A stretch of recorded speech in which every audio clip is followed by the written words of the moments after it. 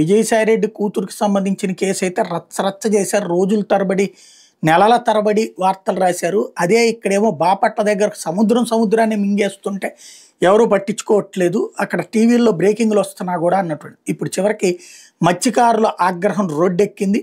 చీరాలలో ఇది సాక్షి రాసుకొచ్చింది, మిగతా ఎవరు టచ్ చేయలేదు. చీరాల పచ్చనేత బుర్ల వెంకట్రావు ఆక్రమించి ధ్వంసం చేసిన ఈపురపాలెం స్ట్రైట్ కట్ని తక్షణం పునరుద్ధరించాలంటే తీర గ్రామాల మత్స్యకారులు శుక్రవారం పెద్ద ఎత్తున ఆందోళనకు దిగారు. ఉదయమే పాండురంగాపురం పరిధిలో ఈపురపాలెం స్ట్రైట్ కట్ సముద్రంలో కలిసే ప్రాంతానికి చేరుకున్నారు. ప్రధాన కాలువను పునరుద్ధరించాలని ప్రభుత్వాన్ని డిమాండ్ చేశారు.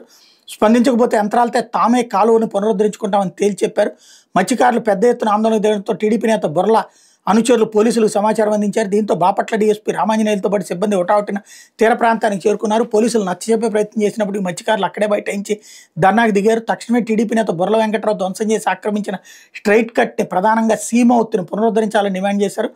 కాలువలో ఉన్న 1000కి పైగా పడవలు వేటకు వెళ్లలేని పరిస్థితి నెలకొందని, దీనివల్ల తాము ఉపాధి కోల్పోతున్నామని వాపారు. అందుకు కారణమైన వెంకట్రావును అరెస్ట్ చేయాలని నినాదాలు చేశారు. సముద్ర తీరంలో ఆక్రమిత భూములకు డీకేటీ పట్టాలు ఇచ్చిన రెవెన్యూ అధికారులపైన ప్రభుత్వం చర్యలు తీసుకోవాలని డిమాండ్ చేశారు. స్పందించకపోతే ఆందోళన మరింత ఉధృతం చేస్తామని హెచ్చరించారు. మత్స్యకారుల ఆందోళన తీవ్రతరం చేయడంతో బాపట్ల జిల్లా కలెక్టర్ వెంకటమురళి స్పందించారు. తీరం ఆక్రమణపై బాపట్ల ఆర్డీఓ గ్లోరియా, చీరాల ఆర్డీఓ చంద్రశేఖర్ నాయుడుతో విచారణ కమిటీ నియమించారు.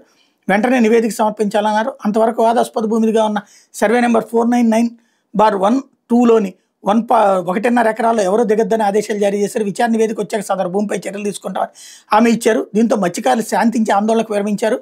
తీరంలో ఆక్రమణలు అడ్డుకుంటున్న మత్స్యకారులపై టీడీపీ నేత ఫిర్యాదు మేరకు పోలీసులు కేసు నమోదు చేసినట్టు తెలుస్తోంది. తమ ట్రాక్టర్లు ఇతర యంత్రాలను ధ్వంసం చేశారని ఫిర్యాదులు పేర్కొనడంతో 20 మందికి పైగా మత్స్యకారులపై పోలీసులు కేసు నమోదు చేసినట్టు సమాచారం.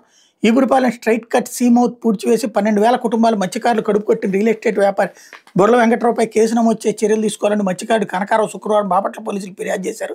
కాలువలను ధ్వంసం చేస్తున్న అతన్ని అడ్డుకునే ప్రయత్నం చేయగా తమను దూషించి చంపేస్తామని బెదిరించారని ఆయన పోలీసులకు ఇచ్చిన ఫిర్యాదులు పేర్కొన్నారు. అసలు దీని మీదన చాలా సీరియస్గా స్పందించాల్సిన అవసరం ఉంది. ఎందుకంటే వాళ్ళ కాలువని మూసేయడం ఏంటి, అసలు సముద్రంలోకి వెళ్ళేటటువంటి వాటర్ మౌస్ మూసేసేటటువంటి అధికారం ఎవరిచ్చారు? ఏ పట్టాలు ఉన్నా సరే అసలు అధికారులు ఎట్లా ఇస్తారు? అది దీన్ని చాలా సీరియస్గా పరిగణించాలి.